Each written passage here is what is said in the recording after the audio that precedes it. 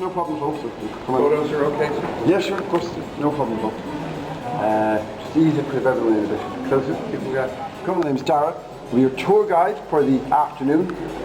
Do stay together as a group as we were replaced by the English. It was the third longest occupation, lasting 700 years. By 1204, it seemed quite clear that this occupation was going to be an ongoing concern, and so they needed a building to administer from, and so chose the site where the castle was built. Once an earthen banked fort left by the Vikings, it was built a little upon by the Normans, and then following the decree by King John in 1204, they simply built upon what the Normans had left, and 30 years later Dublin Castle was completed. It stayed in daily usage as their administrative centre, and more importantly, their place to safeguard the treasure that they had amassed here in Ireland remained in use until 1684, when a lot of it was destroyed by a fire. It was then rebuilt, but this time history had progressed, and so the emphasis on the new version of the castle was more palatial, more decorative, less on fortification and defence. Second phase of the castle stayed in daily use up until January 1922. That saw the end of the Irish Civil War. After that, Michael Collins, who led the victorious faction in that Civil War, symbolically took ownership of the castle in a very simple ceremony, which he did on behalf of the Irish people, carried out in the upper courtyard outside. That was in 1922. Since then, it's been in use since as a government building. Now, as the Republic of Ireland came to be as a country after 22, the first order of business was to create a symbol represent people of Ireland, and so they chose the harp here above my head, the Callahan.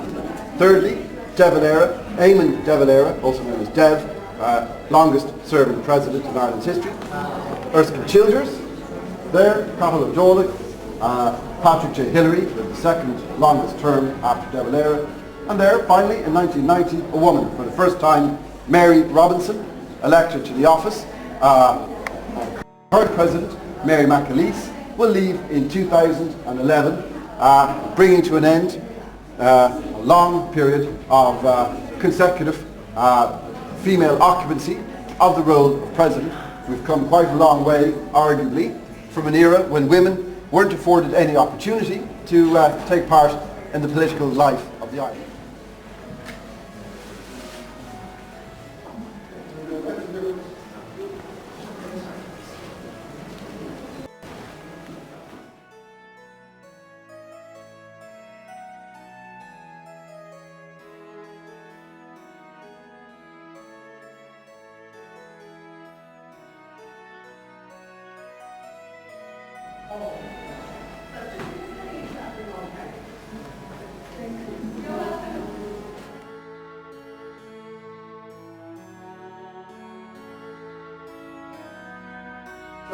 The latter half of the 18th century, a socialist in his political outlook, he made his way to Ireland and became involved as a leader and an organiser. Did not share that view, and they felt compelled to take up arms and fight in the hope of achieving a united Ireland.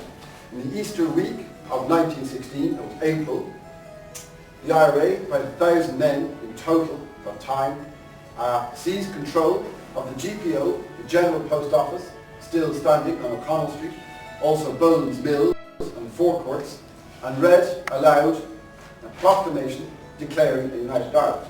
And very quickly, the GPO became surrounded by British troops and came under artillery fire and sniper fire. Very soon, the position lost, the GPO caught fire, caved in, and those who were killed there at that location were arrested and brought off to face trial on a charge of treason.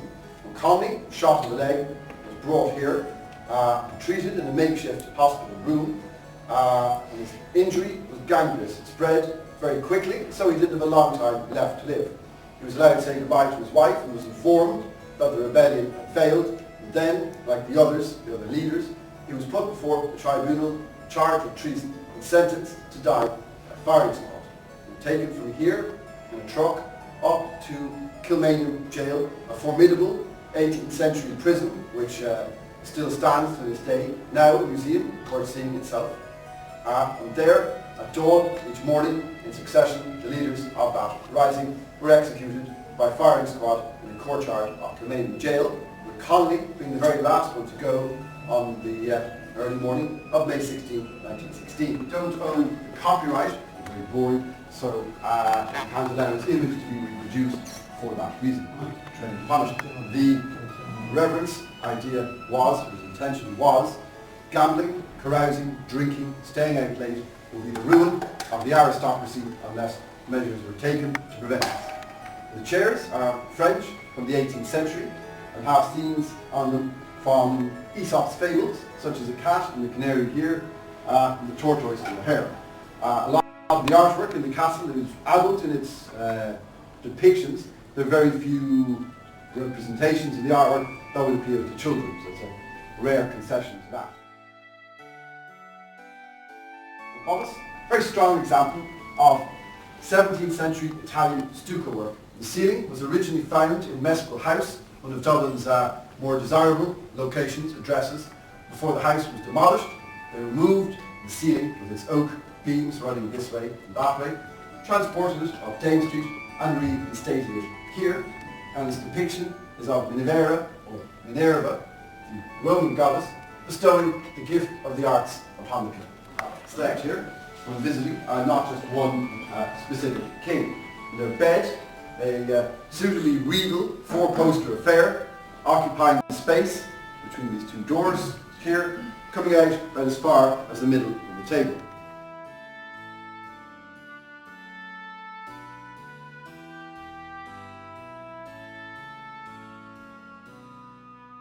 agreement that month brought about a peace deal and a resolution to the situation in Northern Ireland. Now outside, do have a look at the windows. Once the King's Garden, that's what he saw in the morning when he rose from bed.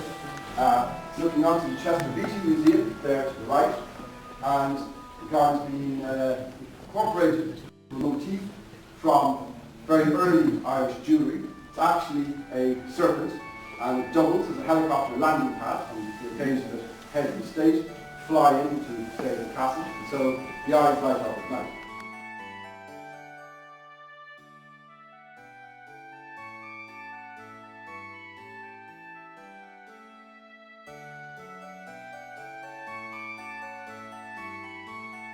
Like many monarchs in the habit of receiving gifts and on occasion willing to grant pardons, was a person most readily identified by a group of debtors in a Dublin prison as a person they should present with a gift in the hope of securing their freedom.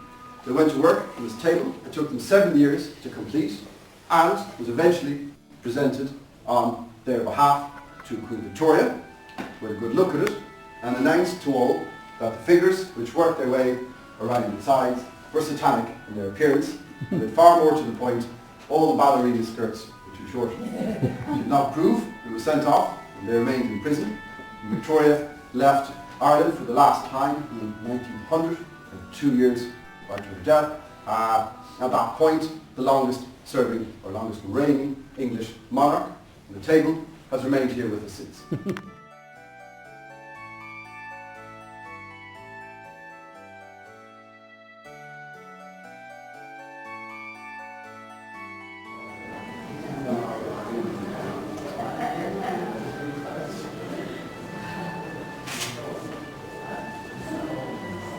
Fact was not lost on Jonathan Swift, author of Gulliver's Travels, political satirist, writer and thinker. He was granted a room here in the state apartments. She nearly burned down one night while reading by candlelight, for while he inhabited both worlds, mixing with dukes and duchesses here, also fighting consistently for the rights of the underprivileged, not just in Ireland, but in the world as a whole. He was rewarded for that, with a final resting place in the crypt of Christchurch Cathedral just above us here in Dainton. William Makeley Thackeray, author of Barry Lyndon and Vanity Fair, visited too, but he was very disparate. The site of one of the permanent fixtures for many centuries in the Irish House of Commons, and that was the castle season. It was a 7-weekend-long social season, culminating in a ball on St. Patrick's Night, March 17th, Ireland's national holiday. And this was all overseen by the Viceroy, whom we'll hear a little more about later on, whose responsibility it was to budget for it and to decide who should be in attendance. Once you arrived here in the state apartments, we generally expect dinner ranging from about 11 to 18 courses, after which people would split into 2 groups, men and women. The men would withdraw into their specific room, the women would adhere to the title or word drawing room came from.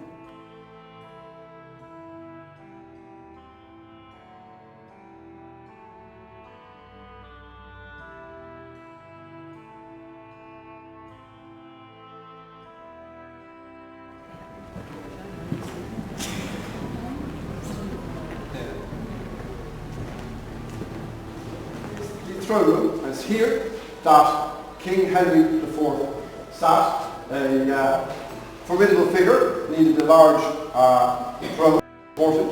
When it was Victoria's time to sit on this throne here, it had to be lifted into it by 4 of her maids. She was not enormous in stature, and they felt this is a little undignified and unfitting for a monarch.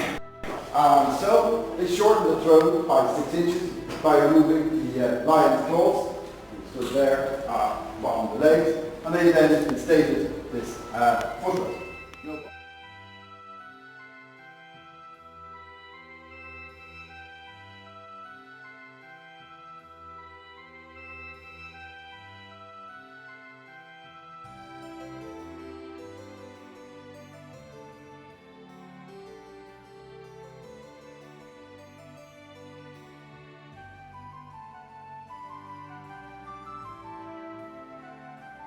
Formerly the royal dining room. On occasion, the Norbury table, which you saw earlier, would be brought in here between the four pillars.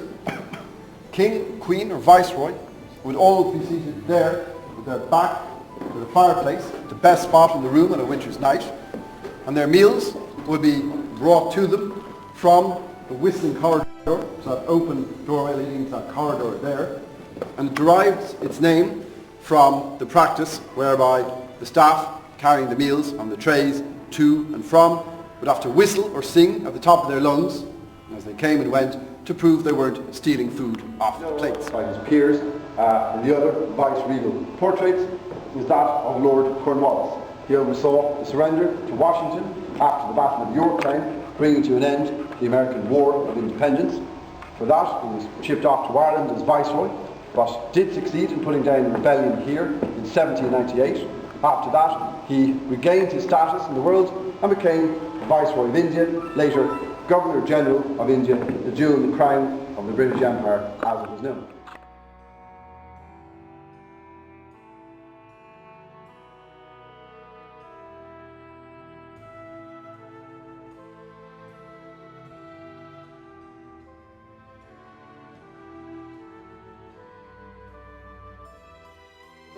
Hall, which is the largest space in the State Department. It's named after the Knights of the Illustrious Order of St. Patrick, founded in the 1780s, were an order that received knighthood as a result of their friendship and loyalty to the throne. That order became part of Latin motto, Quae separati, in English, who will separate us.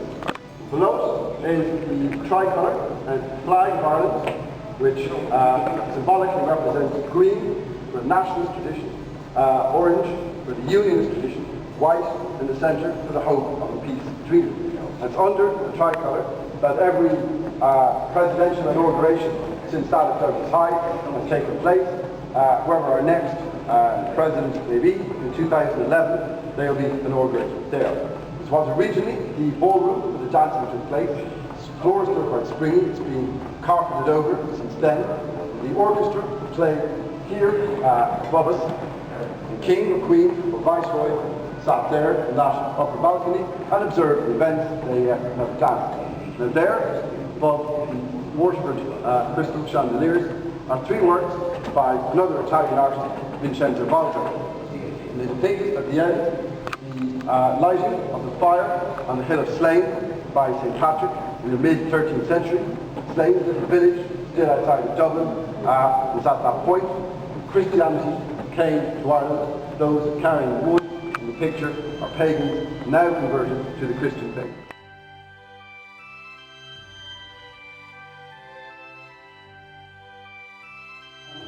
President Kennedy was here, standing, of course, under the flag. In June 1963, first president to pay a state visit to the Republic of Ireland. Most recently, Nelson Mandela was here, very warmly received, not long after his years of incarceration in Robben Island, South Africa. He was received and granted the freedom of speech. Okay, come in a bit closer again, or it's just a bit easier. This is the upper courtyard of the castle. It's where the military parades on horseback would take place in the 18th century, and they could be viewed from the windows there above us. It's the throne room, of course, just right through there.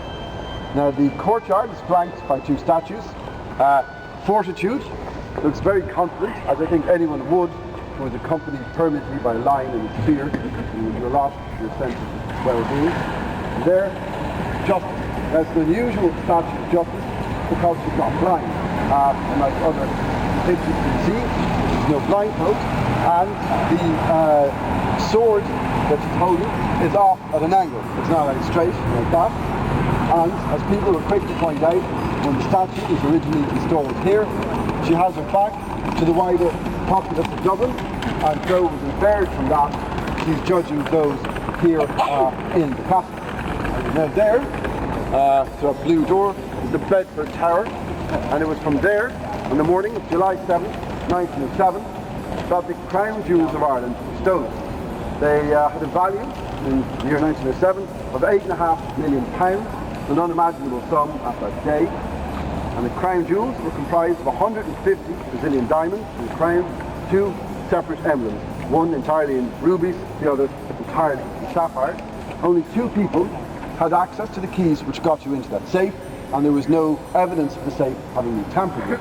They were Arthur Vickers, a trustee here of the castle, and Owen Kerr of the Dublin Metropolitan Police.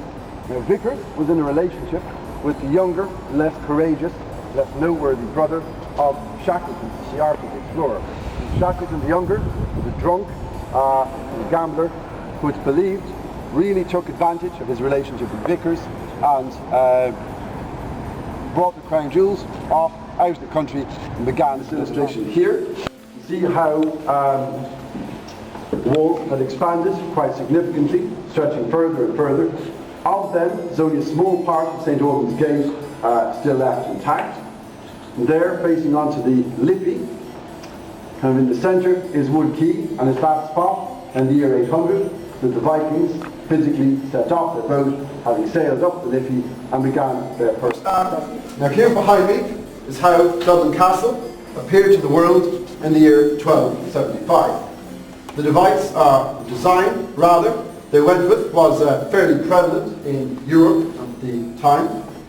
In the centre you had a good defensive feature, a portcullis, the spiked wooden gate that drops and raises by chains and pulleys, huge sets of chains and pulleys.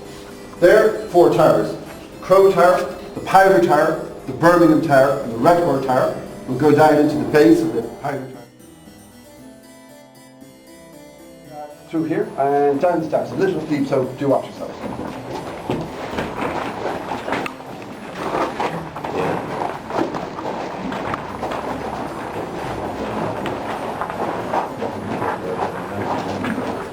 In making their way across the Irish Channel to here. They did face an awful lot of organised resistance when they found themselves in Ireland, and they were quickly able to impose their will, establish themselves as the dominant. This moment was the site of the moat, a U-shaped construction. It had a depth of about 8 metres, and simply dug it into the earth, let the River Liffey fill it in, and it doubled for many years as the castle's rubbish dump. 1386, the bubonic plague reached Ireland, later than it had in other countries, and it spread in Asia.